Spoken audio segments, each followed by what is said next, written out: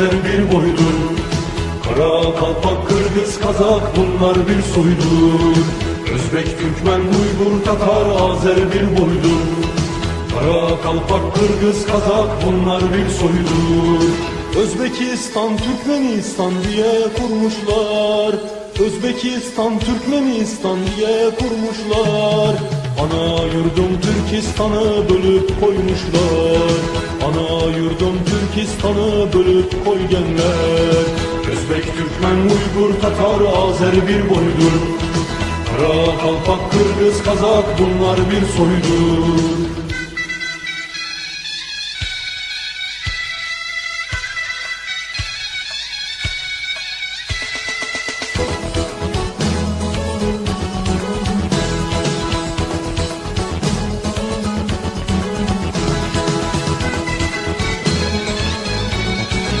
En yaxşı komanda bence Sami Uluçin menece komanda Elnur Səfərov.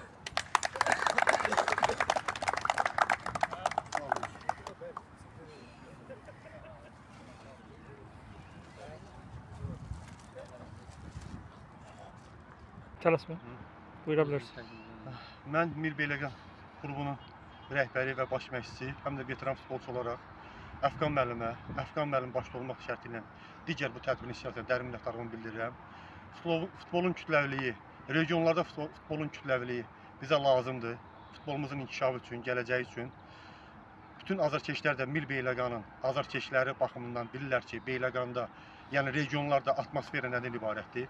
O cümlədən də mən sizə təşəkkürümü bildirirəm. Region komandalarına, veteran komandalarına belə bir tədbirlərə, risk əhəmiyyət tədbirlərə dəvət üzrə təşəkkürümü bildirirəm. Xoş oldu burada iştirak eləmək.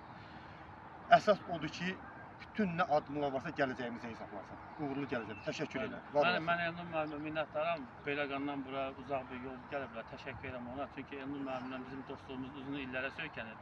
Elnur müəllim həqiqətən də öz rayonunda futbolun demək olar ki, yaradıcılarından biridir də. Bu insanın zəhməti, vəziyyəti böyükdür ki, Beyləqanda futbol yaşasın, futbol inkişaf eləsin və Mil komandası da neçə ildir artıq region liqada, Həvəskar liqasında mübarizə aparır və Azərbaycan futbolunda neçə idmançılar, futbolçular bəxş edibdir.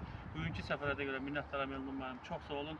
Arzu eləyək ki, belə veteranların beynəlxalq turnirləri, yerli turnirlər bölgələrdə də olsun. İnşallah. Və belə bir turnirin birində Beyləqanda olsun inşallah. Biz ev olaraq qəbul etmək hazırıq. İnşallah. Sağ olun. Çox sağ olun. Sizə də yayıma görə təşəkkürlər, əziyyət çəkirsiniz. Siz də izləyirik, yaxından izləyirik. Uğurlar sizə də. Təşəkkür edirəm.